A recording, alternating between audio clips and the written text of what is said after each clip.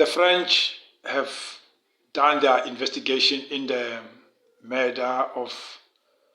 death of Ambassador Nathi Mthethwa, and South Africa, like any other country with sovereignty, have decided they're going to send a team to France, to Paris, to investigate the death of Ambassador Nathi Mthethwa.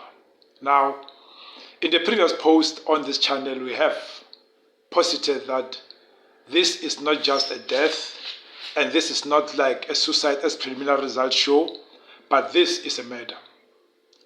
Now, it really worries me that amongst the team that they're sending is going to be led by a detective who they say has got 40 years experience in the SAPS. But I'm not worried by the fact that he's been here for the longest time. I'm worried about why is this person not a police commissioner? That how come people like Ria Pierre just walked from a desk and became police commissioners, who have never been police officers. But now we've got a 40 years experienced detective that we are sending to France to show that there is confidence in him, confidence enough for him to handle an investigation of this magnitude, but not confidence in him to become a police commissioner and instill within the SAPS a culture of investigations. But that's a story for another day. So what really intrigues me, what fascinates me about investigating the death, which I still say is a murder in Paris, is that head of Crime Intelligence Lieutenant General Dumsane Khumalo told a commission, Madlanga Commission, that the approach that they take these days when somebody's been killed is that of not looking at who killed him, because anybody could have killed a person, but also say who stood to benefit from the death. And I think in this case that would have been quite cheeky to be able to do that, especially you're sending a delegation and they say who stood to benefit from the death of Ambassador Mthethwa. Because in my training as an investigative journalist, as I said in the previous post, if a husband is killed, dies of unnatural causes, the suspect becomes the wife. Now, but this time around, I'm not sure that's the approach that's going to be taken, but that was just the investigative journalist in me. Now, how do you start to unravel the murder of Ambassador Mthethwa? So I'm putting on my investigative journalism lens here, my training. Look, every person living today has got what you call a digital footprint. You are living footprints that are invisible to the eye, but that are very visible when the right tools are being used to find out about you. So in the case of Ambassador Mthethwa, where I will start first, I'll start with auditing the credit card that he probably had access to use while he's in France. I'll audit the cell phone that he had, where he received all the calls and sent all the calls.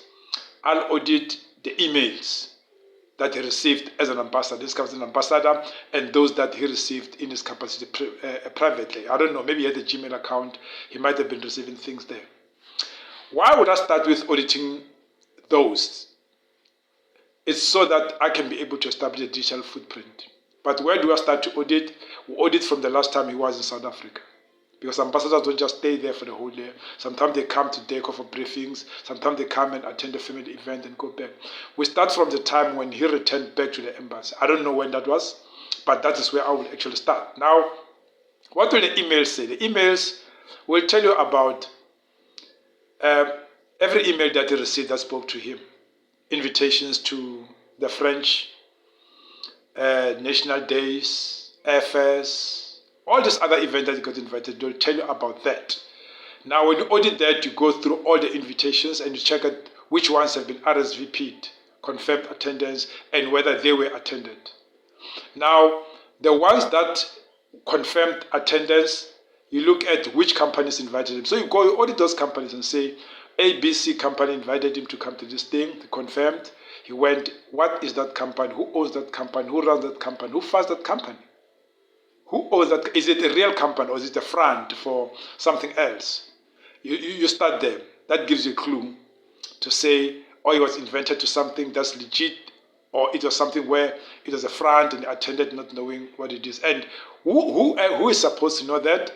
The person that South African taxpayers pay at the embassy, the intelligence person, is supposed to provide security to the embassy and embassy staff, which means such emails they need to be able to know that you were not invited by the mafia fronting as a paint company or as a road maintenance company.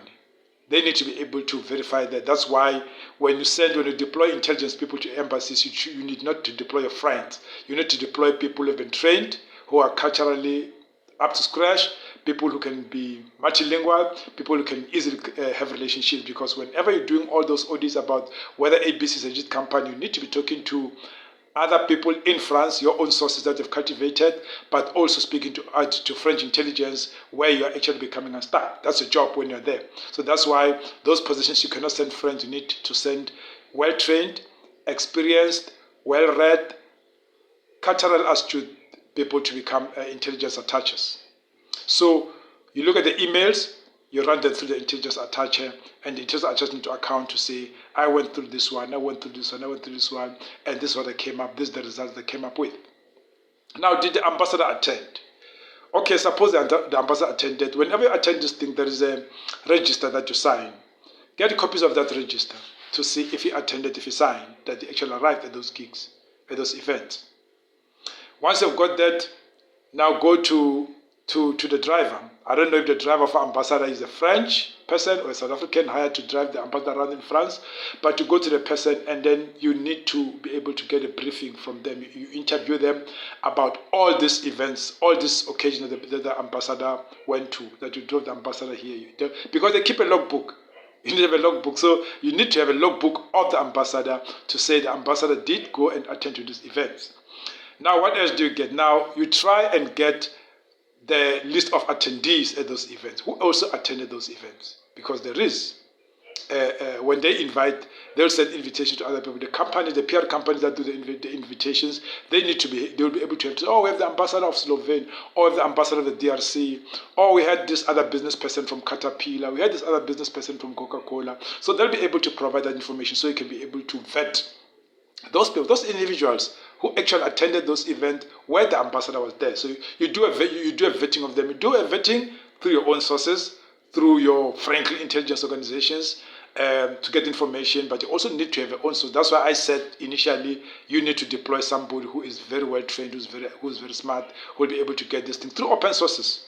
Sometimes if they say Chris Vallen attended, you don't need to call your source and say who's Chris Vallen. You can actually go to the media, newspapers of that country, books of that country, online, other sources, and be able to know who Chris Vallen is. LinkedIn can help you. Google can be able to help you. That's open source intelligence. That's when you get the information without asking people, but by sitting down and having a proper understanding, you're vetting the people. Now, if you can be able to get pictures from the galleries that they publish on websites, the galleries that organizations publish, get your hands on that gallery so you can be able to see who did the ambassador meet, if there are pictures of ambassador. So you can go get that gallery. Now that size of the part of the invitation, the emails and everything else. Now you look at the cell phone from when it came to the message, or before get your cell phone, when the car was moving around from there to deliver him there, you also go to a checking company, and the checking company, they need to be able to provide to the client, because they say embassy is a client, they need to be able to provide the tracking information to say give us tracking from this day up to this day. They'll tell you the car left there, it went to the event. It left there, it went to the venue. It left there, it went to the venue. While at the venue, it also left and went to a filling station. So you can be able to track the information, to corroborate what the driver told you versus what the tracking company tells you. Because everyone there is a suspect around that.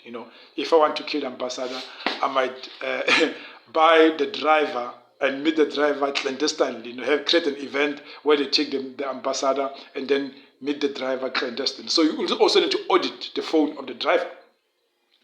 Now, we go to a cell phone of the ambassador, of which maybe he's probably receiving his own private mail from Gmail or wherever. Audit those. Audit the calls that came in, calls that went out. Go to the service provider, the cell phone service provider, and get a chart, get itemized billing of that phone. So you'll be able to know which numbers have been calling the ambassador and which numbers has been calling and go through those numbers, find out those numbers. Every country has got, most countries have got their FICA kind of a system whereby, their RICA kind of a system whereby they know which numbers are aligned to who. Find out those numbers so you can be able to know if the ambassador has been getting calls from banner phones, the one where you buy the SIM card, put in a phone, make a call, and then you drop it. But even if you use a banner phone, at the end of the day, the what do you call it? There's a name for it. Of the phone remains there. Cell phones have that, and laptops. Every computer has that. I just forget what you call it. It got an I in it. It got an S. It got an P. But I just forget what you call it. So that is going to show that this call emanated from this phone, this iPhone, or this Samsung phone, even though you just put the banner SIM card in there, so it can be able to tell things like those. You find things like those. Now, on the credit card, you look at where did the ambassador buy? What did the ambassador buy? And where was this thing bought? It was bought online. So that's going to help solve the issue of that Caesar. They said there was a Caesar that was used to tamper with the window there. So for you to be able to know how did the Caesar get there, whether the ambassador bought a Caesar, whether he didn't buy a Caesar, whether the wife bought a Caesar. So you go into that card. That card will tell you that, he went into this other shop, this convenience store, he bought this into this grocery store, this is what he bought on these days. So those things, the credit card details are going to be able to explain to you where he actually bought what, and then you can be able to go to that information, because once you are an investigator with 40 years, not an investigative journalist like me. Even as a journalist like me, there are things that I can get without warrants, without 204s, without 204, 214, without the warrants of getting information. But when you are an investigator from another country, you should be able to be given that access whereby you can go into this shop and say, look, on the 18th of September, there was a purchase of 320 euros. What was bought? They can be able to go back and to tell you that, okay, this is what was bought. And then that will also help solve the issue of that Caesar, whether that Caesar came from the ambassador or it came from somewhere else. So you've audited the phone, you've audited the emails, you've audited the phone, you've audited the tracker, audited the credit card. That digital footprint is going to answer a lot of questions. In the next segment, we are going to look at how cameras in cities like Paris can be very crucial and how they can be used to be able to solve this thing. So we still say the ambassador was murdered. And in the next segment, on part 3 of Murder in Paris, we are going to look at other clues that people need to look at. This time around, simple. Look at the emails, all of them. Look at the online history of the ambassador from when he came home to when he went back. Online history, whether he visited pages that speak about suicide. You never know those things, whether somebody visits the site. So look at the online history, look at the email that they received on his official thing, get the intelligence person to actually tell information. The PA must be interviewed, the secretary must be interviewed to get the digital footprint very clear before moving to the next stage. Like and subscribe to follow on the next part 3 of this investigation. ASAP, a South African perspective. Let's make the circle bigger.